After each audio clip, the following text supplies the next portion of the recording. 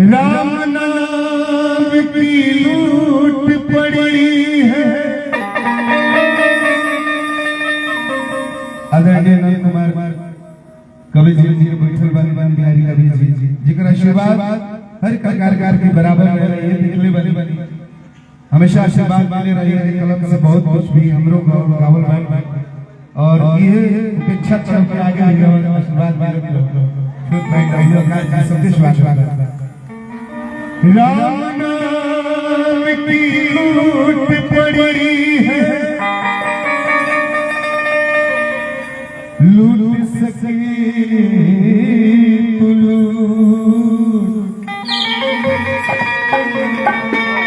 अंत समय पछताएगा।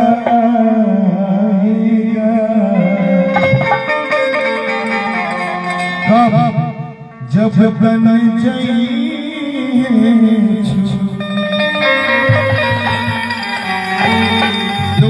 Facebook YouTube के माध्यम से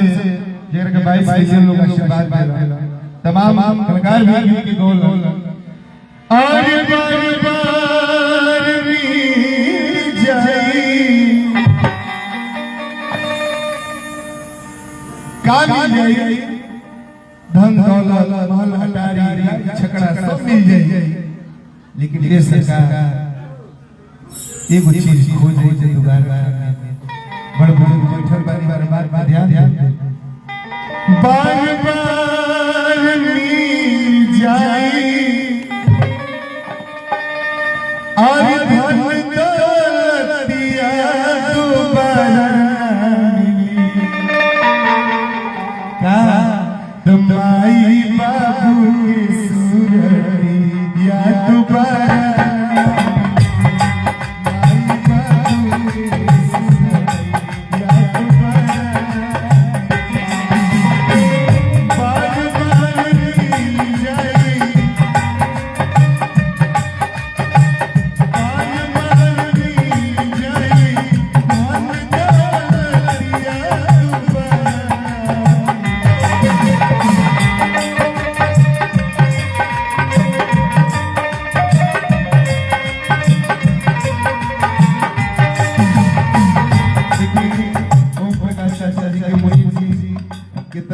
हमरा भाई राहुल जी की तरफ से पुरस्कार हार्दिक अभिनंदन स्वागत है। माई बाबा जी की कृपा से इस तरह आगे बढ़ा स्कूल में कॉलेज हो जाओ भैया पाग पानी जाए धन दौलतिया दोबारा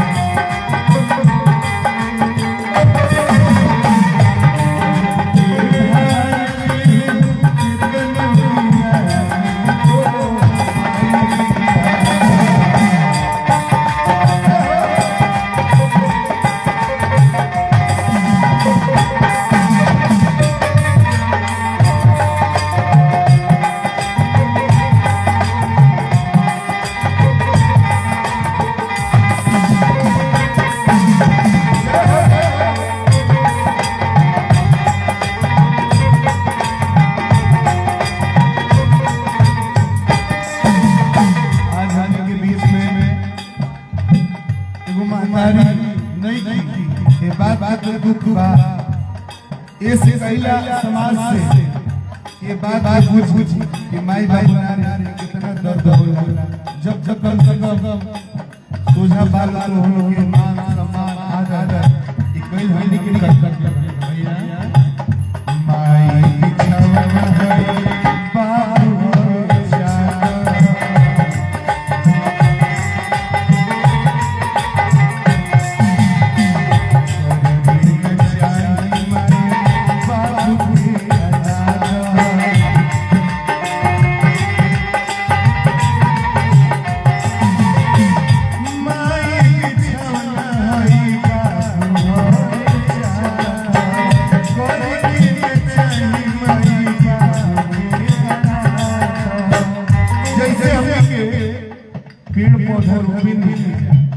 तुम्हें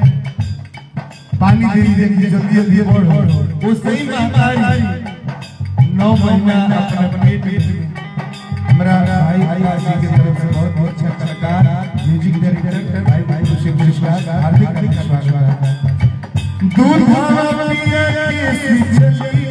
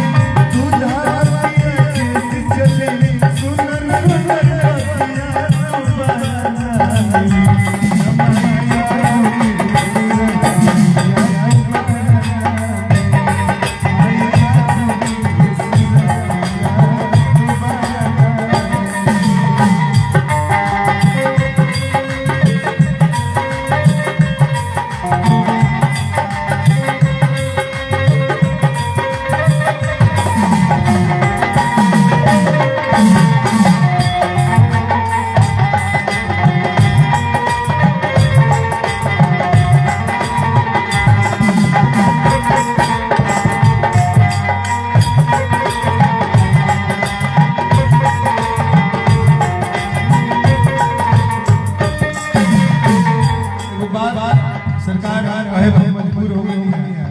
जहां हम रही लोग खूब मनाए जाए अपना मेहरारू कन्या हो तार भाई हमारा सब कह के वो गाड़ी लेके निकल जाए तू मेहरारू खूब मनाओ भाई हमारा पुरानिया भैया वाला करा बिना महतारी के पूजे में कतनो वैष्णो देवी घूम जाओ तीर्थ वाला कोनो सुख शांति के भगवान ऐसे कहेगा भाव माई के जैसा सकेगा